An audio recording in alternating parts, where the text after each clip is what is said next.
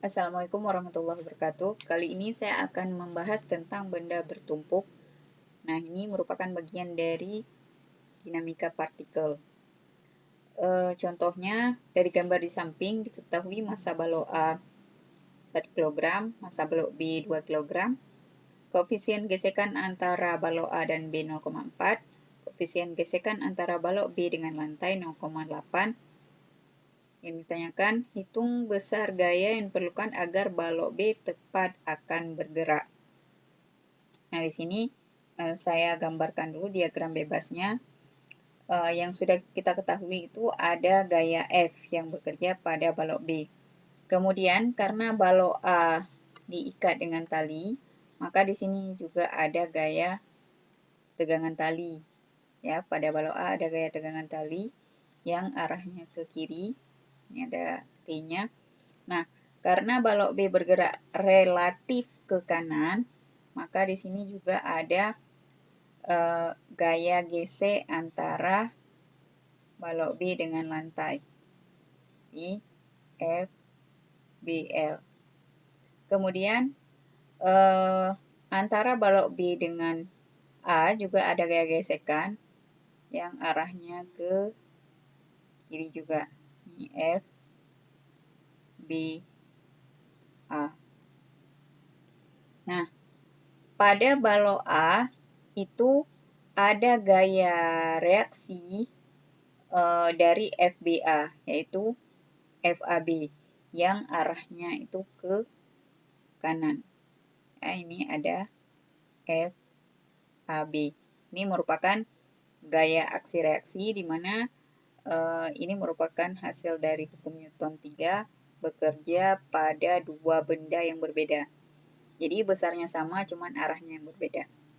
Nah, setelah kita menguraikan gaya-gaya pada bidang horizontal, kita juga harus tahu di sini ada gaya-gaya lain yang bekerja, yaitu kalau di A itu ada gaya berat pastinya, ya, ada W, A, kemudian di B itu ada WB.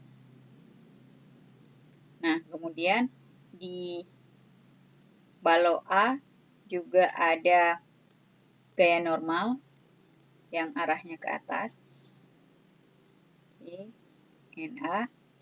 Nah, kemudian ada gaya di B juga ada gaya normal yang arahnya ke atas juga, ini NB.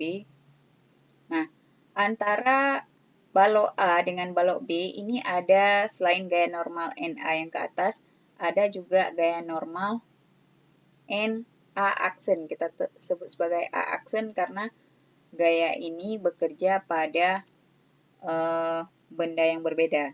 Ini dia bekerja di benda B. Ya. Saya tarik kemari.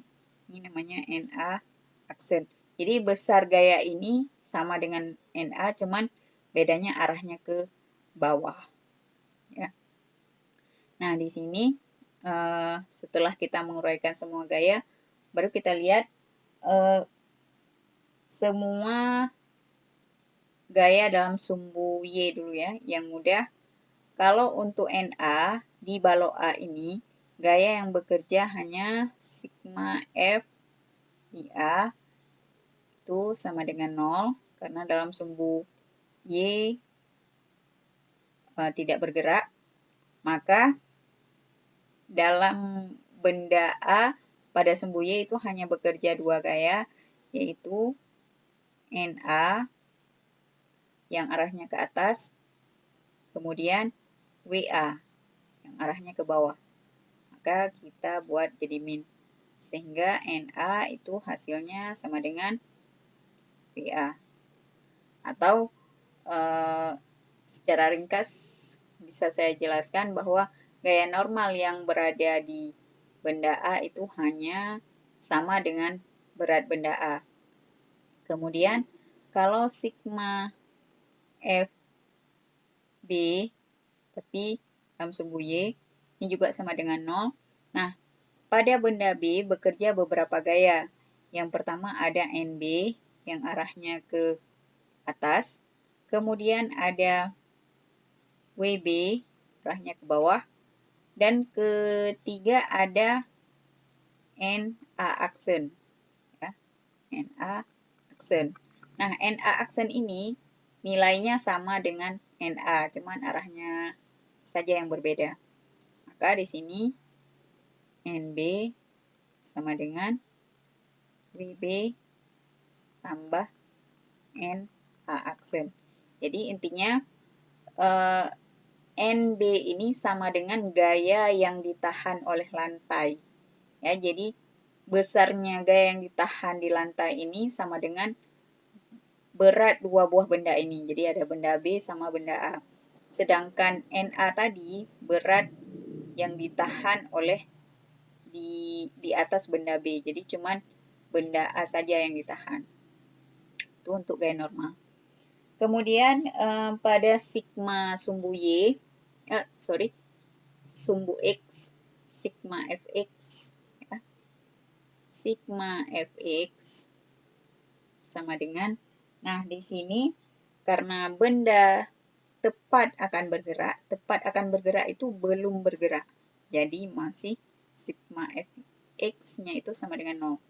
Jadi kalau sudah bergerak, baru nanti sigma Fx-nya itu sama dengan M kali A. Nah, di sini karena yang ditanya gaya yang diperlukan pada balok B, maka yang kita tinjau gaya-gaya yang bekerja pada balok B saja.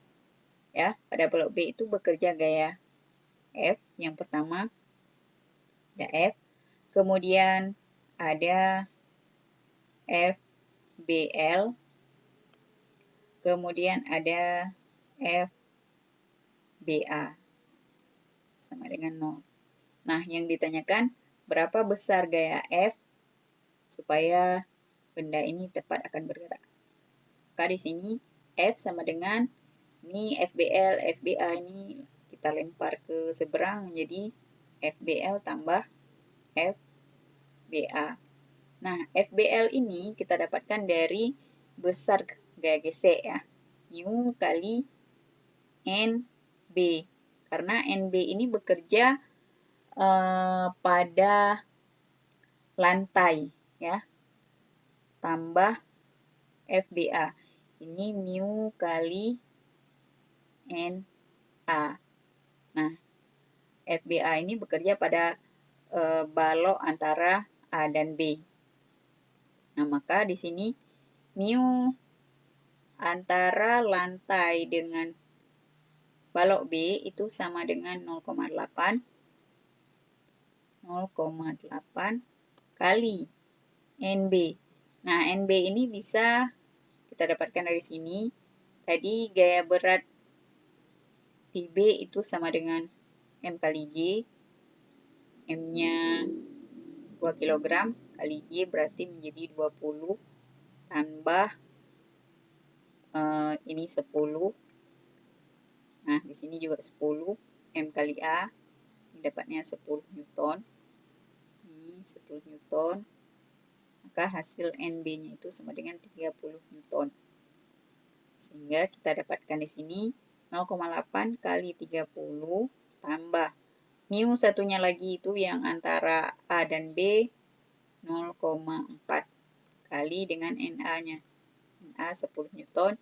Maka kita dapatkan 0,8 kali 30 itu 24 tambah 4. Maka besar gaya yang harus diberikan supaya bendanya tepat akan bergerak itu sama dengan 28 Newton. Ya.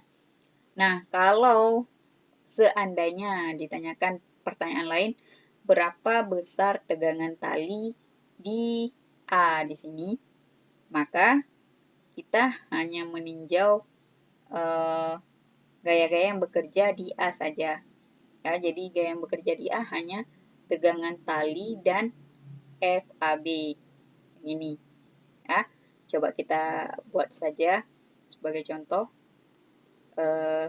Sigma Fx sama dengan 0. Karena dia terikat, jadi dia nggak bergerak kemana-mana. Maka T kurang FAB sama dengan 0. maka T sama dengan mu kali NA, ya. Sehingga kita dapatkan mu-nya itu 0,4 kali NA 10, maka besar tegangan talinya itu sama dengan 4 Newton. Jadi itu yang bekerja di benda A, ya, harus bisa dibedakan. Oke, terima kasih atas perhatiannya. Sekian, assalamualaikum warahmatullahi wabarakatuh.